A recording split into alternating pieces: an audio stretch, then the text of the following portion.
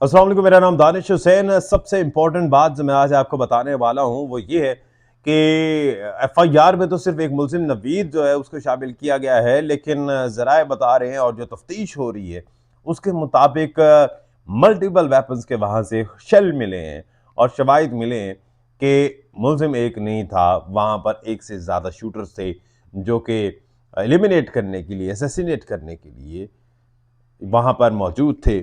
लेकिन अल्लाह ने उस वक्त साथ दिया और वो अपने नापाक अज़ाइम में कामयाब ना हो सका।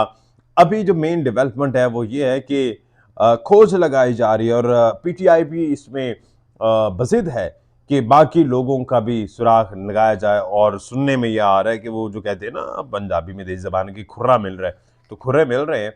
और ये आने वाला वक्त बताएगा कि वो खुर्रे किससे मिलते हैं, कौन सी पॉलिटिकल पार्टी इसमें इन्वॉल्व है।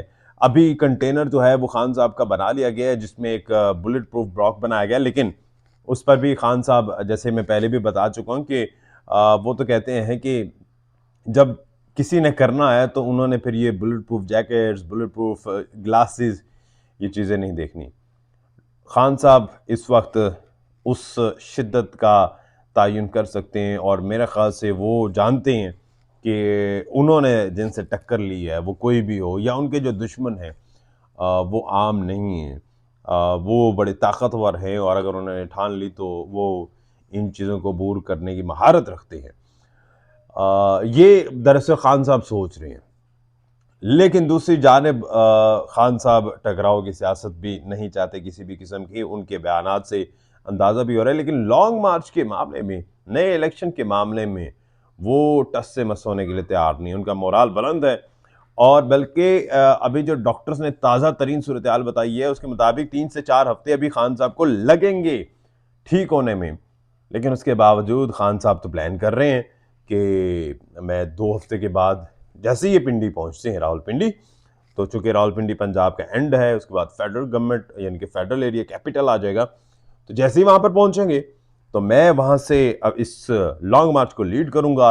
2 काफिले पंजाब से और 3 काफिले जो हैं वो खैबर पख्तूनख्वा से इकट्ठे होंगे और उसके बाद इमरान खान इसको लीड करते हुए इस्लामाबाद की जानिब दाखिल होंगे। अब सवाल सबसे अहम कि खान साहब तो 3 से 4 हफ्ते में ठीक ही नहीं हो रहे, उनको इनके जख्मों को हील होते होते या मुकम्मल तौर पर चलने फिरने के काबिल होते होते 3 से 4 हफ्ते लगेंगे। यहाँ तो बात 2 हफ्तों की हो रही है। तो खान साहब इस मामले में जो हमें पता चला है कि वो बिल्कुल तैयार हैं कि मैं मुकम्मल तौर पर ठीक हूँ ना हूँ, मैं इन पर्सन जाऊँगा और जो इस्लामाबाद के अंदर दाखिला होगा वो मेरी मौजूदगी में होगा।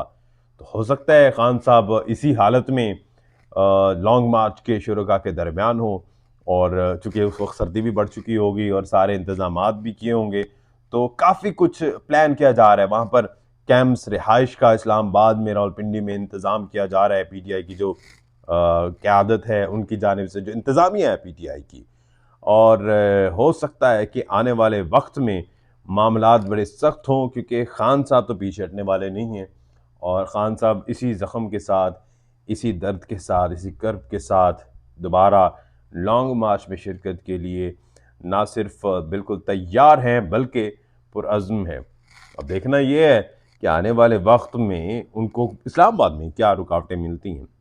लेकिन अल्लाह ताला हम सबको हिफाजत में रखे, किसी भी किस्म की अनारकीसी, हर किसी को बचाए, तमाम पॉलिटिकल पार्टीज, तमाम सहाफ़ियों, तमाम वकला, तमाम शुरका, तमाम इदारे, हम सब की खैर, हम सब एक घर के अफराद हैं और सबकी खैर हम सब के लिए नागुज़ीर है। अल्लाह हम सब का हामी व नासिर हो।